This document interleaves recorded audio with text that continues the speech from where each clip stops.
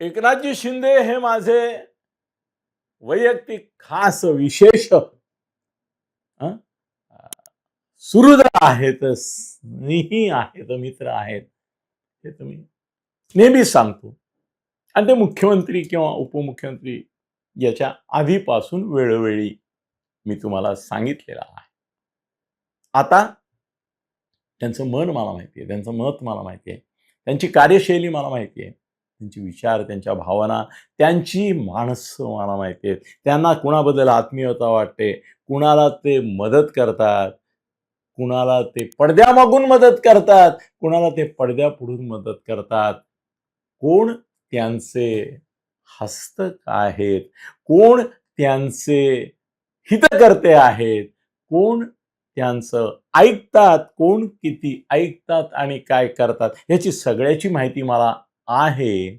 आणि म्हणूनच मी तुम्हाला आधीही वेळोवेळी सांगितलेलं आहे की मनोज जरांगेचे गॉडफादर, म्हणजे थोडंसं असं मी करेक्शन त्याच्यामध्ये करेन की मनोज जरांगेंना पहिली काडी लावण्याचं काम हे शरद पवारांनी केलं. त्यांचे बऱ्याच वेळेला शरद पवारांचे दोन हस्तक असं म्हणून त्याच्यामध्ये मनोज जरांगेंचं हे टाकलं जातं चित्र, पण त्यांनी फक्त काडी लावली. पुढे इंधन पुरवण्याचं, त्या एका ज्योतीचं मशालीत रूपांतर करण्याचं आणि अंतर्वेलीत संकुचित असलेलं, मर्यादित असलेलं नेतृत्व महाराष्ट्रातल्या मराठ्यांपर्यंत पोहोचवण्याचं, वाढवण्याचं, पसरवण्याचं, स्थिर करण्याचं, मजबूत करण्याचं, त्यांची इमेज करण्याचं, त्यांना महत्व देण्याचं आणि त्यांच्या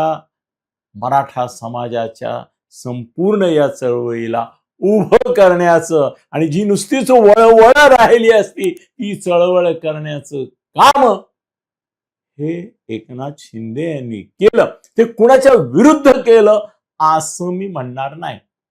फडणवीसांना शह देण्यासाठी त्यांनी हे केलं असा जो त्यांच्यावर आरोप केला जातो तो मला मान्य नाही. आपल्या महायुतीच्या मागे मराठा समाजाचं संबंध बळ उभं राहावं म्हणून ते केलं असं त्यांचा दावा आहे, असं त्यांचं मत आहे. या भावनेतून, भूमिकेतून त्यांनी ते केलं.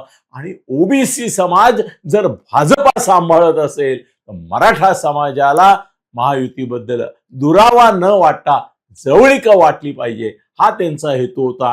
आणि या हेतूला अमित शहांची देखील संमती होती. फडणवीसांना कधी कधी त्याच्यामध्ये अस्थिरता, अनिश्चितता आणि कुठेतरी असुरक्षितता वाटत होती का? तो होय, त्यांना असं वाटत होतं की मनोज जरांगेला एकनाथ शिंदे ज्या पद्धतीने उभं देत आहेत, उष्णता देत आहेत, गरम करतायत, त्याचा परिणाम ब्राह्मण असल्यामुळे आपल्यावर तर नाही होणार आणि आपल्याला तर त्यातून धोका होणार नाही हे त्यांना वाटत होतं. ही फॅक्ट असते.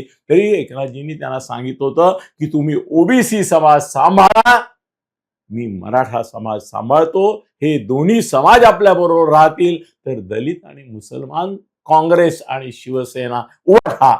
आणि त्यावेळेला शरद पवार देखील यांनी जरी डिस्टर्ब केली तरी आपला हा बंधूंचा आणि आपण ओबीसी आणि मराठा या दोघांचे हितकर्ते आहोत. तुम्ही तिकडून उभे आहात, आम्ही इकडून उभे आहात, आपले एकमेकाच्या हातात हात आले की हे दोन समाजही आपल्या बरोबर येतील, ही भावना होती. आता मनोज जरांगे त्यांच्या विरुद्ध बोलतायत, पण त्याच्या बोलता बोलता त्या माणसाचा प्रामाणिकपणा लक्षात घ्या, मनोज जरांगेंचा प्रांजळपणा लक्षात घ्या, त्यांचा सरळपणा लक्षात घ्या. ते किती सरळ भोळे साधे आहेत हेही लक्षात घ्या, किती भावनाशील आहेत. त्याने सरळ जी गोष्ट मी बोलल्याबद्दल मला काही लोकांनी असं विचारलं, अरे हे कशाला सांगायचं की एकनाथ शिंदे म्हणजेच मनोज जरांगेचे गॉडफादर आहेत. नको होतं सांगायला, या काही गोष्टी गुप्त ठेवायला पाहिजे होतात असं मला सांगितलं गेलं. पण त्यानेच काल सांगितलं की आम्ही शिंदे साहेबांकरता खूप केलं, शिंदे साहेबांनी आमच्याकरता खूप केलं, पण मग आता ते आम्हाला का संरक्षण देत नाहीत? आता आमच्या 4 लोकांचे सर्टिफिकेट जे आहेत कुणबी ती नाकारली कशी गेली?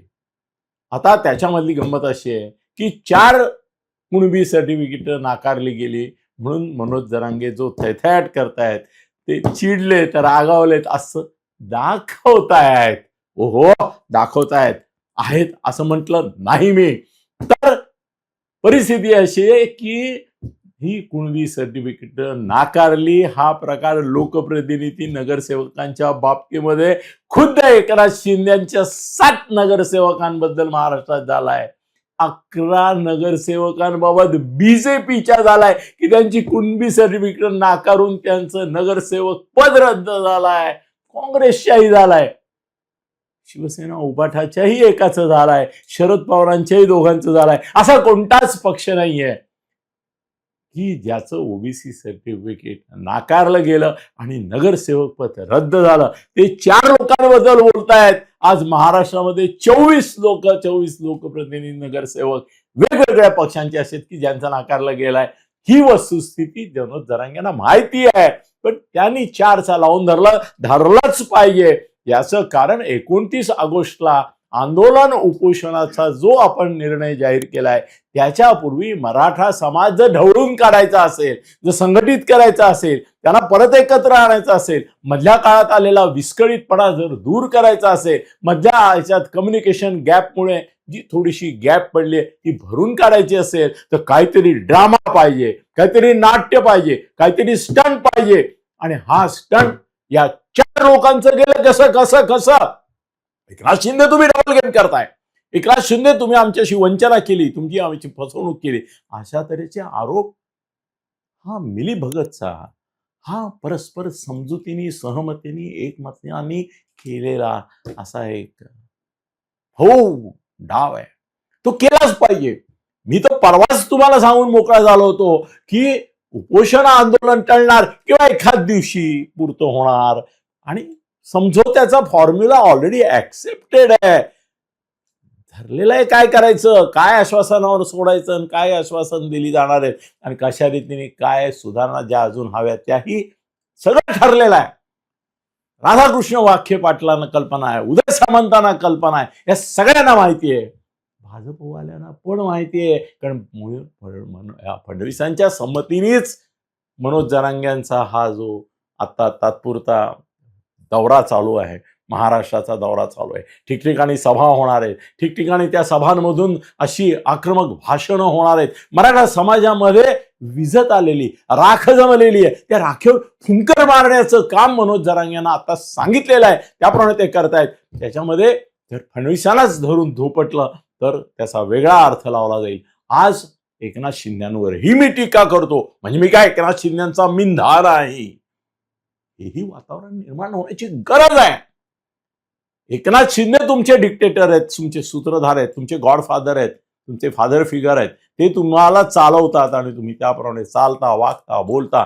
हा मेसेज फार जरा स्ट्रॉंग झाला होता, तो थोडा पातळ करण्याची देखील दोघांच्याही हितासाठी एकनाथजींच्या आणि मनोज जरांगेंच्या आवश्यक आहे. म्हणून ते काल जे बोलले ते फार मनावर एकनाथ शिंदे घेणार नाहीत. ते म्हणणार सगळ्यांना न्याय मिळाला पाहिजे आणि मराठा समाजावर अन्याय होता कामा नये, यासाठी मी प्रतिज्ञाबद्ध आहे, ही माझी शपथ आहे आणि मी ते करणार. आणि मनोज जरांगेने काळजी करू नये असंही ते सांगणार. मनोज जरांगे त्यांच्यावर टीका करणार, फडणवीसांवर टीका करणार, सरकारवर टीका करणार आणि 29 ऑगस्टला कदाचित एखाद्या दिवसात 2 दिवसाचं उपोषण करणार, 2-4 दिवसाचं करतील फारच हौस असेल तर. आणि हा प्रश्न आजच काय रीतीने मिटवायचा हे ठरलेलं आहे. Don't worry, be happy. धन्यवाद.